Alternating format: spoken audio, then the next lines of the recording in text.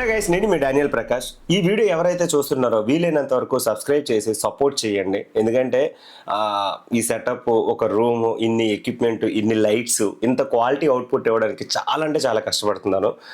Based on works బట్టి నేను కొంచెం డిలే చేయొచ్చు. బట్ ఏదైనా సరే వీడియో వచ్చింది ఏంటంటే విత్ ప్రూఫ్స్ అండ్ జరుగుతున్న సినారియోని ఎక్స్ప్లెయిన్ చేయడం వరకే మన రెస్పాన్సిబిలిటీ. ఆ రకంగానే తీసుకొని వీడియోస్ చేస్తున్నా. మనం చాలా వరకు యూట్యూబ్ ఛానల్ని మానిటైజేషన్ అవ్వడానికి మేము చాలా ప్రయత్నాలు చేస్తున్నాం.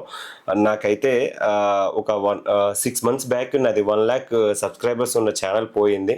అది కూడా మానిటైజేషన్ అవుతుందన్న టైంకి అది పోయింది. సో మళ్ళీ దీన్ని బ్రతికించుకొని ఏదో కష్టపడి ఓన్ కంటెంట్ తోటి అయితే మీ ముందుకు అయితే వచ్చాను. వీలైనంత వరకు సపోర్ట్ చేయండి. మిమ్మల్ని డిసప్పాయింట్ చెయ్యను, వీలైనంత వరకు డిసప్పాయింట్ చేయను. మంచి కంటెంట్ ఇవ్వడానికి అయితే వచ్చాను. మీకు నా సైడ్ నుంచి ఎటువంటి వీడియోస్ రావాలి, లేదా మీ సైడ్ నుంచి ఏమైనా సజెషన్స్ ఇవ్వబోతే కింద కామెంట్లో పిన్ చేయండి. లేదు అనుకుంటే నా ఇన్స్టాగ్రామ్ పేజ్ అయితే ఉంది, ఇన్స్టాగ్రామ్ పేజ్లో నాకు మెసేజ్ అయితే చేయొచ్చు. ఓకే, ఇప్పుడు బాయ్కాట్ భైరవం సినిమా గురించి అయితే మాట్లాడదాం.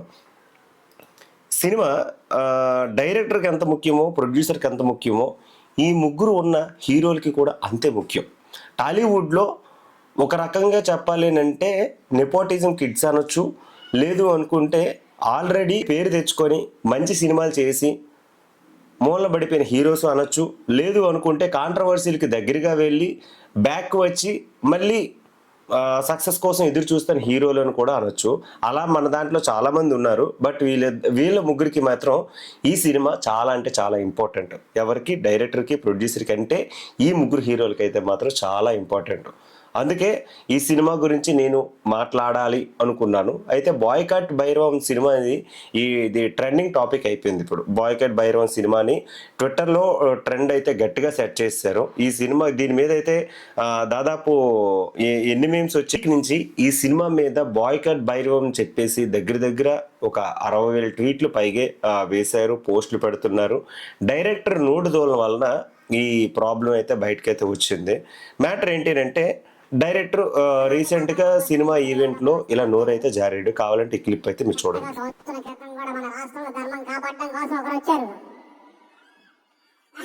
అలాగే మా సినిమాల ధర్మాన్ని కాపాడడానికి మా కాలభైరుడు వచ్చి ధర్మాన్ని కాపాడతారు.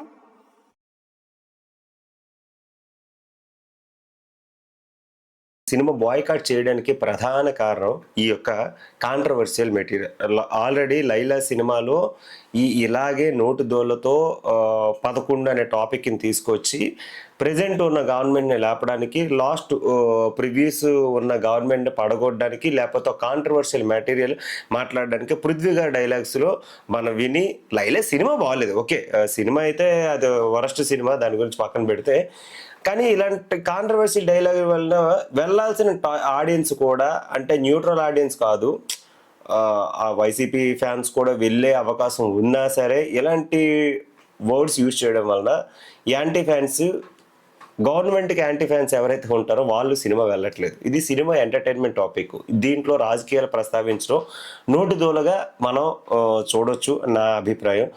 ఈ సినిమాలో మెయిన్గా డైరెక్టరు ఏదైతే నోరు జారాడో దాని వలన బాయ్కాట్ భైరవం చెప్పేసి వీళ్ళైతే ట్రెండ్ స్టార్ట్ చేశారు. అది కూడా వైసీపీ ఫ్యాన్స్ వీళ్ళందరూ ఎవరైతే ఉన్నారో, ఇప్పుడు ప్రెజెంట్ ఉన్న గవర్నమెంట్కి యాంటీ ఫ్యాన్స్ ఎవరైతే ఉన్నారో వాళ్ళందరూ ట్రెండ్ అయితే స్టార్ట్ చేశారు. దానివలన ఎఫెక్ట్ అయ్యేది ఎవరికి? సినిమా ఒక్కరికే కాదు, యూనిట్ మొత్తానికి, దట్టు ఈ ముగ్గురు హీరోలకి, ఇలా ప్రొడ్యూసర్కి, ఈ కొన్ని వందల మంది పొట్టకూటికి ప్రాబ్లం అయ్యే అవకాశం అయితే వస్తుంది. ఇలాంటి వర్డ్స్ మాట్లాడేటప్పుడు స్పీచ్ రాసుకొని మాట్లాడితే బెటరు. మూవీ గురించి, మూవీ ఈవెంట్కి వచ్చినప్పుడు మూవీ ఈవెంట్ కోసమే మాట్లాడాలి. కానీ డైరెక్టర్ అయితే కంటెంట్ బాగుంటుంది. కంటెంట్ ఏంటి? ఆల్రెడీ ఇతను తీసిన సినిమాలో ఉగ్రం, నాంది, ఇలాంటి హిట్లు ఇచ్చిన ఇతను ఇప్పుడు ఈ సినిమా కూడా హై ఎక్స్పెక్టేషన్స్తో జనాల దగ్గరికి వస్తున్నప్పుడు దానికి తగ్గట్టు మనం స్పీచ్ మాట్లాడితే బెటరు. లేదంటే చాలా కాంట్రవర్షియల్ అయితే జరుగుతుంది. ఇదొక పాయింట్. తరువాత 2011లో మీకు ఇది ట్విట్టర్లో అయితే దొరుకుద్ది ఇతని గురించి మనం వెతికేటప్పుడు. ఈయన ఫేస్బుక్ అకౌంట్ అనమాట. 2011లో పా మూవీకి మనకి ఆల్రెడీ అమితాబ్ బచ్చన్ గారు, అభిషేక్ బచ్చన్ గారు కలిపి చేసిన పా అనే హిందీ మూవీకి ఒక చిన్న పోస్టర్ డిజైన్ చేసి ఇతని పేజ్లో చిరంజీవి గారిది అండ్ రామ్ చరణ్ గారిది ఫేస్ మార్ఫింగ్ చేసి ఒక పోస్ట్ అయితే రిలీజ్ చేశారు. ఈ పోస్ట్ వలన అది 2011లో అంటే ఏంటి, ఒకసారి నోటు దోలతో ఇప్పుడు దీని గురించి మాట్లాడడం వలన వైసీపీ ఫ్యాన్సే దీన్ని తీసి కెలికి దీన్ని తీసుకొచ్చారు. ఇప్పుడు ఎవరికి ఈ ట్విట్టర్లో ఉన్న ఈ ఫేస్బుక్లో ఉన్న పోస్ట్ని వెలికి తీసిన తర్వాత దీని మీద చిరంజీవి గారి బొమ్మ అండ్ రామ్ చరణ్ గారి బొమ్మ ఫేస్ మార్ఫింగ్ చేసి అక్కడ అమితాబ్ బచ్చన్, అభిషేక్ బచ్చన్ గారి ఫోటో ప్లేస్లో వీళ్ళిద్దరూ పెట్టి ఇలా ఛా అని చెప్పేసి ఒక ఇది పెట్టాడు అనమాట. ఇది కాంట్రవర్షియల్ అయిపోయింది. అప్పుడు ఎప్పుడో జరిగిన అది 2011లో పోస్ట్ అది. అయితే దానికి ఈయన కనకమేడల గారు దీనికి ఎక్స్ప్లెనేషన్ అయితే ఇచ్చారు. ఇది నేను కాంట్రవర్షియల్గా అంటే 2011లో నా ఫేస్బుక్ అనేది హ్యాక్ అయ్యింది. అప్పుడు నేను ఇది పెట్టిన పోస్ట్ కాదు, అది ఎవరో పెట్టిన పోస్టు. దానివలన నాకు ఇప్పుడైతే నెగిటివ్ చేస్తున్నారు. దయచేసి మెగా అభిమానులు నన్ను అర్థం చేసుకోండి, నేనైతే ఇది పోస్టు చేయలేదు అని ఆయన అపాలజీ చెప్పుకుంటున్నారు. ఆయన పవన్ కళ్యాణ్ గారికి, చిరంజీవి గారికి వీరాభిమాని అండి. ఆయన కానీ అనిల్ రావుపూడి గారు కానీ అపాలజీ చెప్పుకొని సారీ చెప్పి ఇవన్నీ చెప్పారు. కానీ 2011లో హ్యాక్ అయ్యింది. దట్టు హ్యాక్ అయిన తర్వాత చిరంజీవి గారి బొమ్మ పెట్టి ఇతని పేజ్ నుంచి పెట్టాల్సినంత అవసరం అయితే లేదు. ఎందుకంటే 2011లో ఎవరికి తెలియదు. ఈయన పేజ్ నుంచి అలా చిరంజీవి గారి ఫోటో, రామ్ చరణ్ గారి ఫోటో ఇలా పెట్టి మార్ఫింగ్ చేయాల్సినంత అవసరం ఏముంది అనేది జనాల అభిప్రాయం. ఏదేమైనా ఈ బాయ్కాట్, ఈ భైరవం మూవీ మీద ఇలా ఎప్పుడు పడితే అలా చేయడం కరెక్ట్ కాదు అన్న అభిప్రాయం.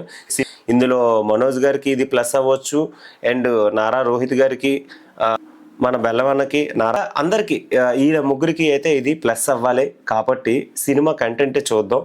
ఇవన్నీ కాంట్రవర్షియల్ ఉంటాయి. కానీ ఇంకా ఇది ఏంటినంటే కమింగ్ మూవీస్కి ఆల్రెడీ ఇది ఒక వార్నింగ్ కింద తీసుకోవాలి. ఎందుకంటే స్పీచ్లు ఇచ్చేటప్పుడు కొంచెం నోరు జారితే ఫ్యాన్స్, పబ్లిక్ ఎవరు ఎలా రియాక్ట్ అవుతారో తెలియదు. ఓకే, ఇది నా అభిప్రాయం.